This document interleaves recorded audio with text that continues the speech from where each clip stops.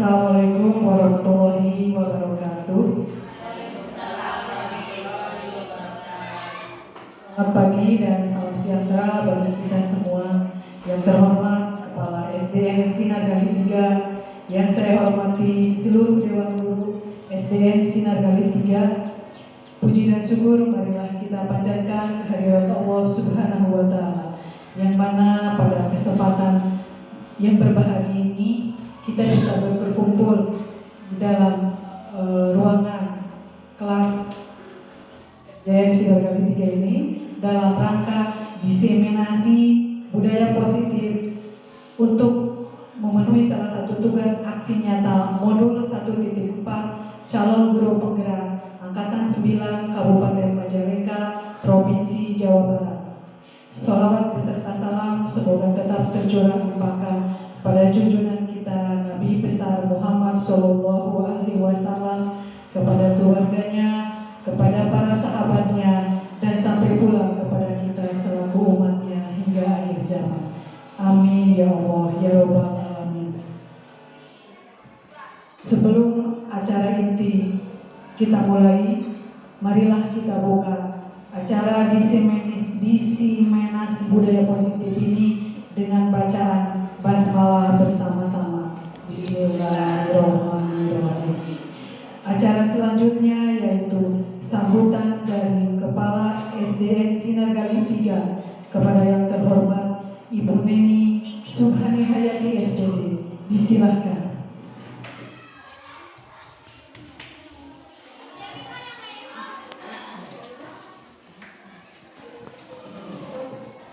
Bismillahirrahmanirrahim. Assalamualaikum warahmatullahi wabarakatuh. Bismillah, alhamdulillah, wala haula wala quwwata illa billah. Wassalatu wassalamu ala asrofil anbiya'i wal mursalin wa ala alihi wa sahbihi ajma'in, amma ba'du. Sebelumnya marilah kita panjatkan puja dan puji syukur kehadirat Allah Subhanahu wa Ta'ala, yang mana pada hari ini kita dapat berkumpul untuk melaksanakan diseminasi budaya positif dalam rangka tugas aksi nyata modul 1.4 CGP yang akan dilaksanakan oleh salah satu peserta CGP dari SD Negeri Sinar Gali 3 yang bernama Astri Nur Jamilah SPD. Sholawat serta salam semoga dilimpah curahkan kepada Nabi kita Nabi besar Muhammad Shallallahu Alaihi Wasallam, kepada keluarganya, sahabatnya, dan terus kepada kita selaku umatnya. Semoga kita semua mendapatkan syafaat di yaumil akhir. Amin ya Allah ya Rabbal Alamin. Dalam hal ini saya selaku kepala sekolah yang bertugas di SD Sinar Gali 3, selaku kepala sekolah yang mendampingi CGP atas nama Astri Nur Jamilah SPD, memberikan tanggapan positif dan saya mendukung sepenuhnya kepada semua CGP Angkatan 9, terutama Ibu Astri Nur Jamilah SPD. Semoga dengan adanya peserta CGP dari SD kita, kedepannya bertambah bagus, bertambah positif, dan bisa mengajak atau menyalurkan ilmunya yang didapat di CGP ini kepada rekan-rekannya di sekolah kita. Dan saya mengimbau kepada guru-guru yang lain, apalagi yang masih masa kerjanya bisa atau mencukupi, silahkan untuk mendaftarkan diri atau ikut daftar untuk ikut CGP, dan semoga program ini berjalan dengan baik dengan lancar dan mendapatkan hasil yang bagus, sehingga menjadikan semua guru menjadi lebih aktif, lebih kreatif dan inovatif. Mungkin saya dari kepala sekolah hanya menyampaikan itu dan menghimbau kepada teman-teman atau rekan-rekan kerja saya dan rekan-rekan Ibu Astri Nurjamila untuk menerima atau untuk menerima apa yang akan disampaikan oleh Ibu Astri tentang desiminasi budaya positif dalam rangka tugas aksi nyata 1.4 CGP ini, dan beliau akan menyampaikan materinya. Apa yang beliau dapat dari CGP itu akan beliau sampaikan kepada kita, kepada rekan-rekan kerja, terutama yang ada di SD Sinar Gali 3. Semoga kita bisa menerima, bisa melaksanakan dan bisa meningkatkan kinerja kita lebih bagus lagi. Demikian yang bisa saya sampaikan, dan diakhiri dengan wabillahi taufiq wal hidayah. Wassalamualaikum warahmatullahi wabarakatuh.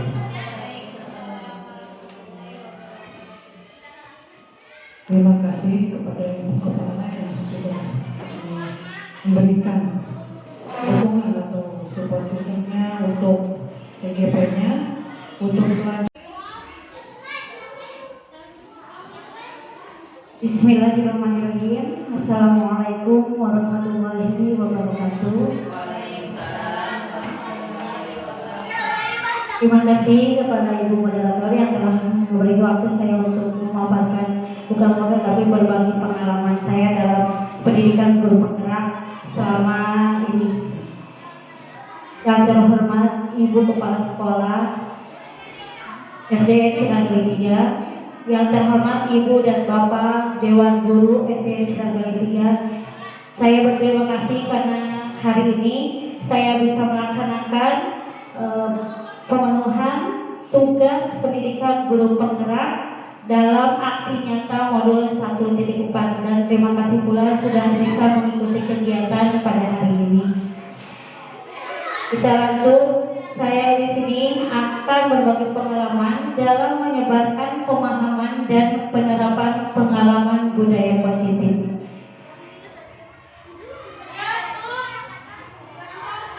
Sebelum ke budaya positif, mari kita intip dulu pertanyaan pemantik, apa itu budaya sekolah? Mengapa budaya sekolah itu penting? Mungkin kita sudah pernah mendengar dan kita juga sudah selalu mengucapkan budaya sekolah. Apa itu budaya sekolah dan mengapa budaya sekolah itu penting dilaksanakan di sekolah kita?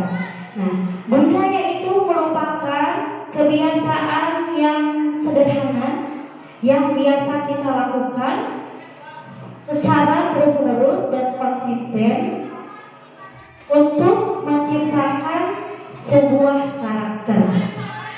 Berarti budaya sekolah itu adalah kebiasaan-kebiasaan yang sederhana yang selalu dilakukan oleh sekolah kita SDN Sinar Gali 3, yang dilakukannya secara terus-menerus, secara konsisten dan didukung oleh semua sistem untuk menciptakan karakter yang baik. Nah, budaya positif itu apa? Budaya positif itu adalah nilai-nilai, keyakinan-keyakinan dan kebiasaan-kebiasaan yang ada di sekolah kita yang berpihak pada murid, sehingga murid dapat berkembang menjadi pribadi yang kritis, penuh rasa hormat dan tanggung jawab. Seperti tadi yang saya katakan bahwa kita melaksanakan budaya positif untuk menjadikan karakter yang lebih baik kepada peserta didik kita dengan melakukan kebiasaan-kebiasaan yang selalu kita laksanakan dari mulai hari Senin sampai hari Sabtu yang selalu kita laksanakan. Contoh pelaksanaan budaya positif yang kita laksanakan di sekolah ini sebagian saja. Dari mulai hari Senin kita melaksanakan upacara, Sebelum masuk kelas kita akan pemeriksaan dari mulai kuku, gigi, rambut, setelah itu budaya 5S, senyum, salam, sapa, dan sopan santun. Kemudian ada yang melaksanakan sholat duha, tadarus, terus ada lagi kalau hari Sabtu itu ada senam sehat. Nah, langsung saja kita ke konsep inti budaya positif itu ada berapa? Ada 8. Yang pertama itu perubahan paradigma belajar. Yang kedua, makna disiplin dan nilai-nilai kebajikan. Ketiga, 3 motivasi perilaku manusia. Keempat, hukuman, konsekuensi, dan restitusi. Kelima, keyakinan kelas. Keenam, kebutuhan dasar manusia. Ketujuh, 5 posisi kontrol. Dan kedelapan, segitiga restitusi. Untuk perubahan paradigma belajar, tapi kita mengingat dulu pendidikan menurut Ki Hajar Dewantara itu apa? Pendidikan menurut Ki Hajar Dewantara adalah menuntut siswa sesuai kodratnya agar mencapai kebahagiaan dan keselamatan. Itu adalah prinsip pendidikan menurut Ki Hajar Dewantara. Kita diibaratkan sebagai seorang petani yang peranannya menjadikan tanamannya tumbuh subur. Berarti kita bagaimana caranya agar tumbuhan subur? Kita kan berarti memberi pupuk. Ada lagi dengan membasmi ulat, jamur. Nah, kita juga diterapkan di sekolah diibaratkan sebagai tanah tempat bercocok tanam, sehingga guru harus mengusahakan sekolah menjadi lingkungan yang menyenangkan, menjaga dan melindungi murid dari hal-hal yang tidak baik. Dengan demikian karakter murid tumbuh dengan baik. Sebagai contoh, murid yang tadinya malas menjadi semangat, bukan sebaliknya. Yang tadinya semangat menjadi malas, yang tadinya tidak rajin sekolah jadi rajin sekolah. Jadi kita harus menjaga dan melindungi mereka agar tetap semangat dalam pendidikan. Dan salah satu tanggung jawab seorang guru adalah bagaimana menciptakan suatu lingkungan positif. Nah, ini adalah kata-kata siswa telah membawa kodratnya masing-masing. Iya, karena mereka datang dengan kodratnya masing-masing. Kelas 1 dengan kodratnya, kelas atas dengan kodratnya. Siswa bukan atas putih kosong, tapi terdapat garis-garis samar. Yang menebalkan garis-garis samar itu siapa? Kita sebagai guru atau sebagai pendidik. Mereka sudah membawa kodratnya dari rumah, membawa garis-garis yang sama. Apakah mereka berhak untuk atau kemampuannya dalam seni? Berarti kita melatihnya dalam seni. Kalau dalam olahraga kita melatihnya dalam olahraga dan yang lain sebagainya. Pembelajaran dengan paradigma baru.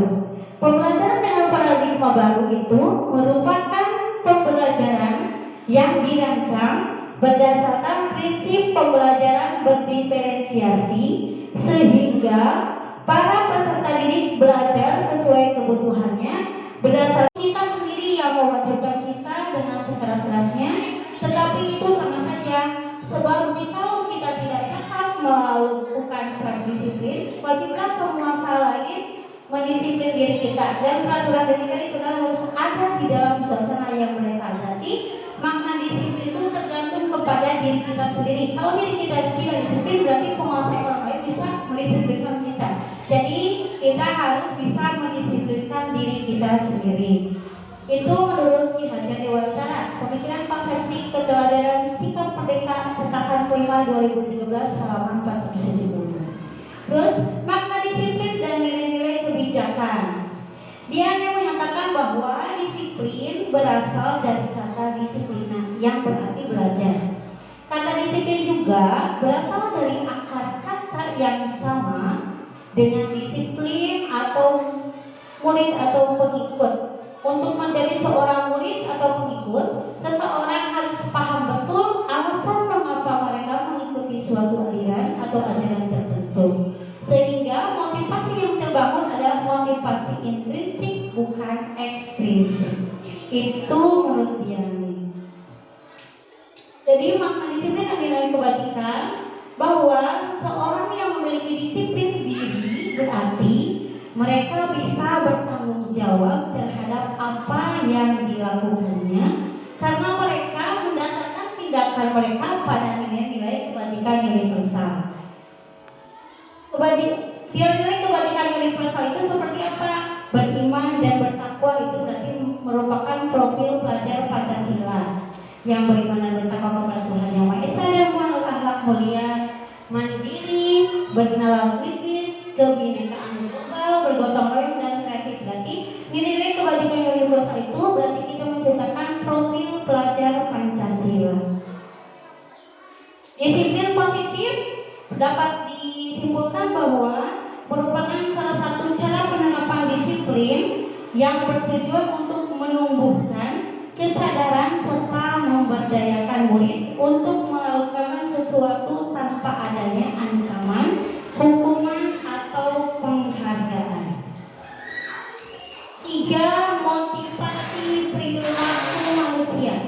Ekstrinsik itu untuk menghindari ketidaknyamanan atau hukuman.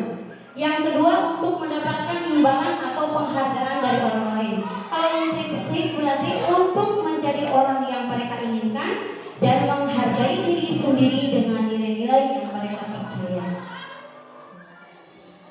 Motivasi perilaku manusia itu untuk menghindari ketidaknyamanan, untuk mendapatkan imbalan, dan untuk menjadi mereka yang inginkan atau menghargai diri sendiri dengan nilai-nilai yang mereka percaya.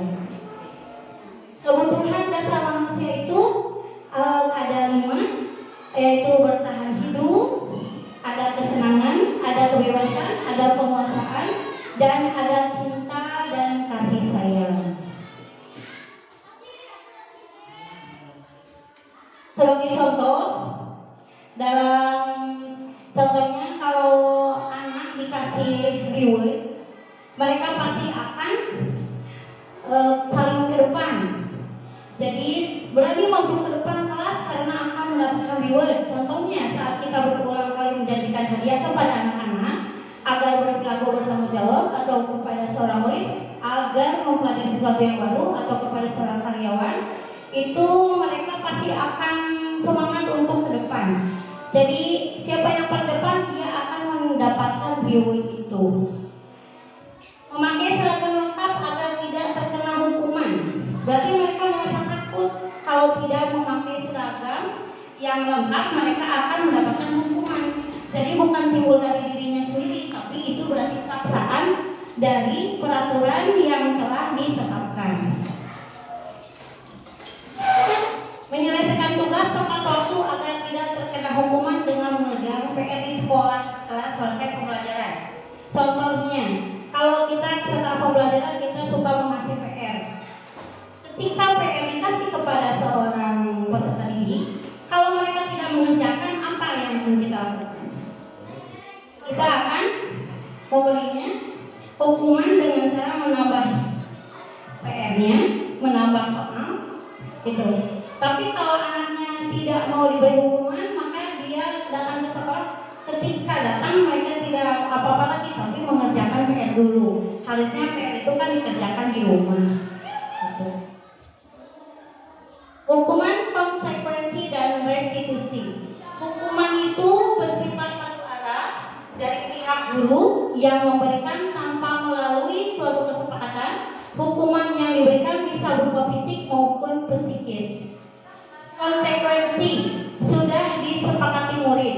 Murid tidak nyaman untuk jangka waktu pendek, terus berdasarkan suatu data yang umumnya dapat diukur. Kalau restitusi bukan untuk menebus kesalahan, namun untuk belajar dari kesalahan, memperbaiki kesalahan.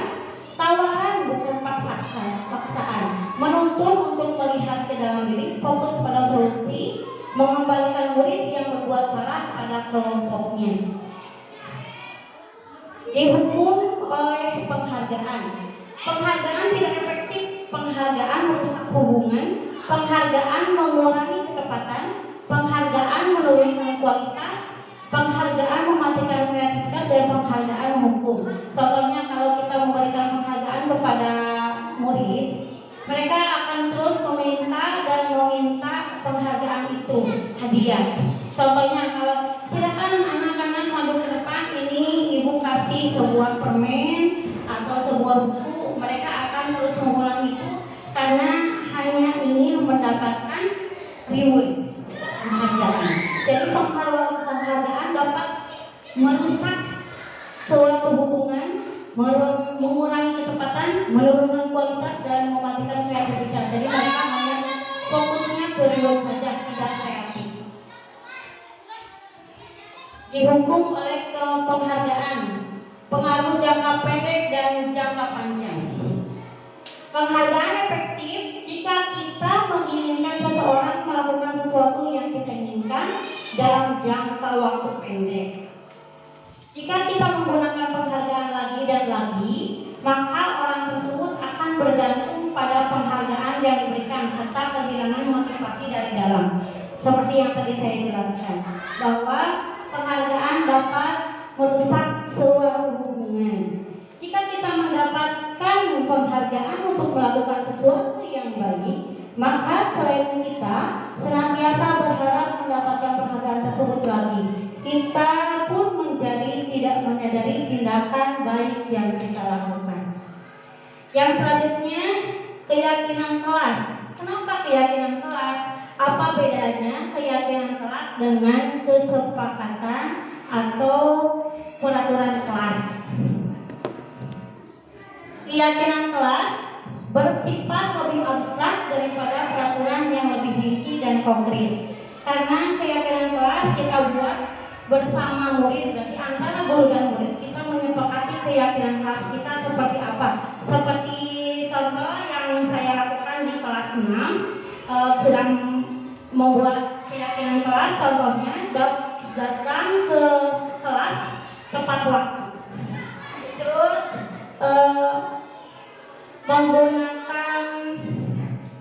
menghargai dan menghormati. Ada sudah saya tempel di sana. Terus pernyataan keyakinan kelas senantiasa dibuat dalam bentuk positif ya, tidak seperti tidak mencontek, tetapi bisa dengan ganti dengan percaya diri dalam ulangan atau dalam tugas. Kalimat yang bentuknya negatif kita buat menjadi kalimat positif. Jadi kata tidaknya kita bisa ubah dengan kata percaya diri. Terus tidak boleh makan di dalam kelas, kita ganti boleh dengan jajan ketika istirahat atau makan ketika istirahat. Berarti itu dari kalimat negatif menjadi kalimat positif. Keyakinan kelas sebenarnya tidak terlalu banyak sehingga mudah diingat. Jadi itu kesepakatan kita antara murid dan guru. Apa yang akan kita terapkan di kelas itu yang menjadi keyakinan kelas kita sehari-hari.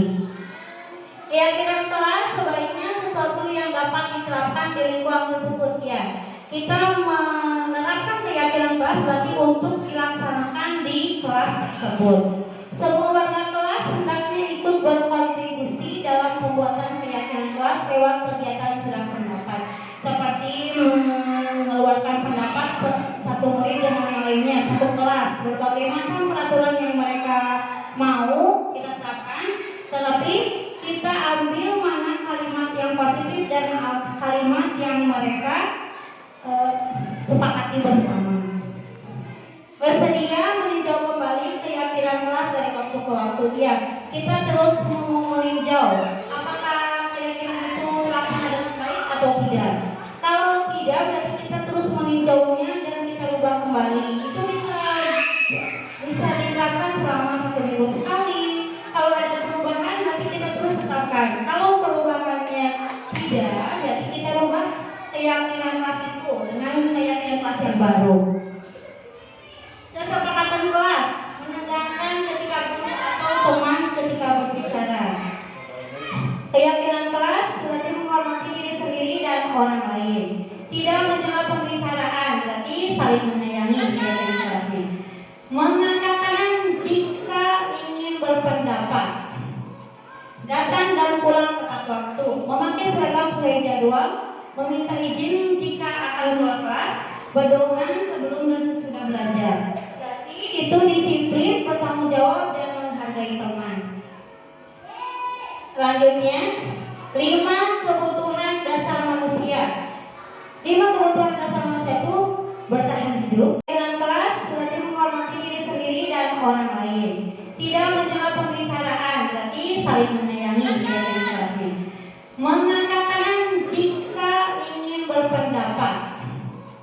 datang dan pulang tepat waktu, memakai seragam sesuai jadwal, meminta izin jika akan keluar kelas, berdoa sebelum dan sesudah belajar. Berarti itu disiplin, bertanggung jawab dan menghargai teman. Selanjutnya, 5 kebutuhan dasar manusia. 5 kebutuhan dasar manusia itu bertahan hidup, kasih sayang dan rasa diterima, penguasaan atau pengakuan akan kemampuan, terus kebebasan dan kesenangan. Bertahan hidup itu kebutuhan yang bersifat fisiologis untuk bertahan hidup, misalnya dengan makanan, rumah, dan kesehatan. Kalau kasih sayang dan rasa diterima, kebutuhan akan hubungan dan koneksi sosial, memberi dan menerima kasih sayang dan kebutuhan untuk merasa menjadi bagian dari suatu kelompok. Penguasaan atau pengakuan akan kemampuan dianggap berharga, bisa membuat pencapaian, kompeten, diakui dan dihormati.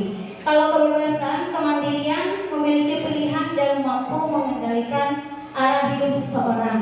Perlu banyak bergerak, suka mencoba-coba, tidak terlalu terpengaruh oleh orang lain dan senang mencoba hal baru dan menarik. Kalau kesenangan berarti mereka mencari kesenangan dengan bermain dan tertawa. 5 posisi kontrol. Ada penghukum, ada pemantau, ada pembuat merasa bersalah, ada sebagai teman dan ada juga sebagai manajer. Kalau penghukum, nah ini kita selalu ya, setiap hari kita ada kata-kata yang menjadi penghukum. Karena sebagai penghukum, seorang penghukum bisa menggunakan hukuman fisik maupun verbal, senantiasa mengatakan bahwa sekolah memerlukan sistem atau alat untuk lebih menekan murid. Posisi penghukum itu contohnya nada suara tinggi, bahasa tubuhnya melotot, jadi kembali menunjuk-nunjuk, menghardik. Terus hasilnya kemungkinan murid akan marah dan dendam dan bersifat agresif. Ini contoh yang selalu ada ya, saya juga baru mengetahui bahwa posisi penghukum itu tidak begitu efektif diterapkan kepada murid. Yang kedua itu pembuat merasa bersalah. Pada posisi ini, suara guru akan lebih lembut, menggunakan keinginannya untuk membuat orang lain merasa tidak nyaman, bersalah atau rendah diri. Kalau posisi sebagai teman, guru pada posisi ini akan menyakiti murid, namun akan tetap berupaya mengontrol murid, persuasi. Posisi teman pada guru bisa positif ataupun negatif. Yang keempat sebagai pemantau, berarti mengawasi. Kita bertanggung jawab atas perilaku orang-orang yang kita awasi. Posisi pemantau itu nada suaranya datar, bahasa tubuhnya formal. Hasilnya murid memahami konsekuensi yang harus diterima karena telah melanggar peraturan. Berarti kita memantau setiap murid kita yang melakukan pelanggaran, berarti kan kita posisikannya seperti apa. Yang kelima sebagai manajer. Manajer adalah posisi di mana guru berbuat sesuatu bersama dengan murid, mempersilahkan murid mempertanggungjawabkan perilakunya, mendukung murid agar dapat menemukan solusi permasalahannya. Posisi manajer itu nada suaranya tulus, bahasa tubuh tidak kaku, mendekat ke murid. Hasilnya, murid akan bertanggung jawab dan dapat menyelesaikan permasalahannya sendiri. Nah, kita sebagai guru yang paling bagus itu kita menempati sebagai manajer, karena kita akan mendengarkan keluh kesah dari murid. Mereka melakukan kesalahan atau melanggar peraturan apa, kenapa. Kita akan mendengarkan dan kita akan memvalidasi apa mereka dan menstabilkan segalanya. Itu sebagai manajer. Pemantau itu keseluruhan kelas dan terdapat aturan yang konsekuensi yang disepakati. Sedangkan manajer itu keyakinan kelas dan mengarahkan siswa untuk menyelesaikan masalah yang ditimbulkan melalui segitiga retribusi. Nah, ini adalah contoh posisi kontrol. Yang contohnya sebagai penghukum, guru berbuat menghardik, menunjuk-nunjuk, menyakiti, menyindir. berceramah dan menyatakan seharusnya ibu kecewa itu membuat orang merasa bersalah. Contohnya, ibu merasa kecewa karena nilai kamu sangat kecil, itu berarti membuat orang merasa bersalah. Ketiga, teman, berarti membuatkan alasan-alasan untuk muridnya. Kalau pemantau menghitung dan mengukur, berarti kita memantau mengawasi mereka setiap harinya. Kalau manajer mengajukan pertanyaan-pertanyaan, apa yang kita yakini, contohnya untuk manajer, apa yang bisa kau kerjakan untuk memperbaiki peraturan yang kamu langgar. Terus menguatkan pribadi, murid meletakkan dirinya sebagai individu yang positif dan dunia berkualitas. Bagaimana caranya saya bisa memperbaiki keadaan, itu posisi sebagai manajer. Mengevaluasi diri, bagaimana cara memperbaiki diri, itu untuk posisi manajer. Nah, kita ke segitiga restitusi. Segitiga restitusi itu seperti apa? Restitusi itu adalah proses menciptakan kondisi bagi murid untuk memperbaiki kesalahan mereka sehingga mereka bisa kembali pada kelompok mereka dengan karakter yang lebih kuat. Itu menurut dosen 2004. Nah, ini adalah segitiga restitusi. Yang pertama itu menstabilkan identitas. Setiap orang pasti pernah melakukan kesalahan. Kamu bukan satu-satunya yang pernah melakukan ini.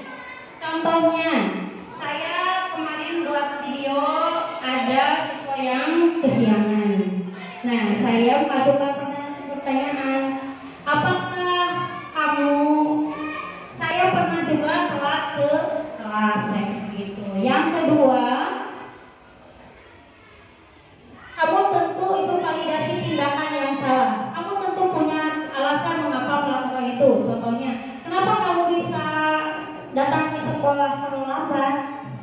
Karena bangunnya kesiangan. Seperti itu contohnya. Adakah cara yang lebih efektif untuk mendapatkan apa yang kamu butuhkan? Mungkin dengan caranya masang alarm, tidurnya tidak terlalu malam. Terus yang ketiga, menanyakan keyakinan. Keyakinan kelas apa yang telah kita sepakati? Keyakinan dan kesepakatan kelas yang kita buat adalah datang ke kelas dengan tepat waktu. Kamu ingin menjadi orang yang seperti apa? Berarti mereka akan mengetahui permasalahan mereka sendiri dan bisa menyelesaikannya sendiri. Itu dengan segitiga restitusi. Nah, menstabilkan identitas, berbuat salah itu tidak apa-apa. Tidak ada manusia yang sempurna. Saya juga pernah melakukan kesalahan seperti itu. Kita bisa menyelesaikan ini. Atau bapak atau ibu tidak tertarik mencari siapa yang salah, tapi kita akan mencari solusi ini secara bersama-sama. Itu untuk menstabilkan stabilitas. Yang kedua, validasi tindakan. Validasi tindakan itu dilakukan dengan satu tujuan, yaitu memenuhi kebutuhan dasar. Kebutuhan dasar apa yang mendasari sebuah tindakan? Kita akan bisa menemukan cara yang paling efektif untuk memenuhi kebutuhan tersebut. Menurut teori kontrol, semua tindakan manusia baik dan pasti memiliki maksud dan tujuan tertentu. Seorang guru yang memahami teori kontrol pasti akan mengubah pandangannya dari teori stimulus respons secara berpikir proaktif yang mengenali tujuan dari setiap tindakan. Itu validasi. Yang ketiga, ini untuk validasi tindakannya, padahal kamu bisa melakukan lebih buruk dari ini ya. Kamu bisa punya alasan mengapa melakukan hal itu, berarti alasan apa yang menjadi alasan mereka melakukan tindakan seperti itu. Tanyakan keyakinan. Yang ketiga, dengan apa yang kita percaya sebagai kelas atau keluarga. Apa nilai umum yang kita telah sepakati, berarti datang tepat waktu. Nah itu. Dan terima kasih, semoga bermanfaat.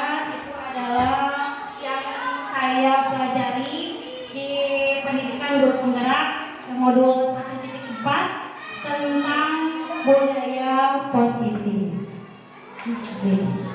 Assalamualaikum warahmatullahi wabarakatuh.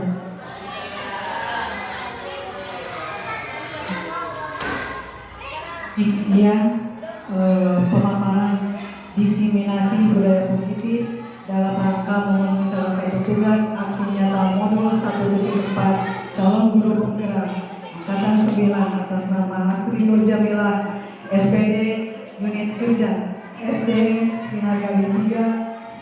Dan marilah kita tutup acara diseminasi